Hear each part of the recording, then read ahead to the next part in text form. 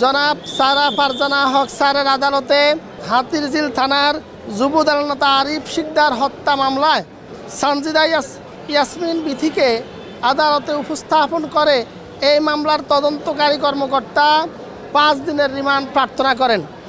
আমরা রাষ্ট্রপক্ষে আমাদের যুক্তি উপস্থাপন করে বলেছি যে এই মামলার গুরুত্বপূর্ণ তথ্য উদ্ঘাটন, এই মামলার হত্যাকাণ্ডে ব্যবহৃত অস্ত্র উদ্ধার এবং আজকের যে আসামি তদন্তে প্রাপ্ত আসামি তার আয় ব্যয়ের অসঙ্গতি রয়েছে।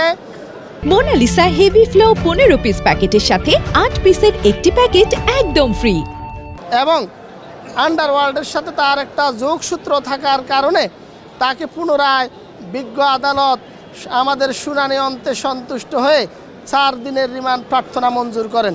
5 দিনের রিমান্ডে প্রেরণ করা হলে সেখানে অনেক গুরুত্বপূর্ণ তথ্য উদ্ঘাটন হয়েছে, আরও তথ্য বাকি রয়েছে বিদায়, আরও তথ্য উদ্ঘাটন হবে বিদায় তদন্তকারী কর্মকর্তা সেই তথ্য উদ্ঘাটনের জন্য ওনাকে আবারও এই পুনরায় 5 দিনের রিমান্ড প্রার্থনা করলে আদালত 4 দিন রিমান্ড প্রার্থনা মঞ্জুর করেন। যে সমস্ত তথ্য উদ্ঘাটিত হয়েছে তদন্তকারী কর্মকর্তা তদন্তের স্বার্থে সে সমস্ত তথ্য তো আর পাবলিকলি প্রকাশ করার সুযোগ নেই।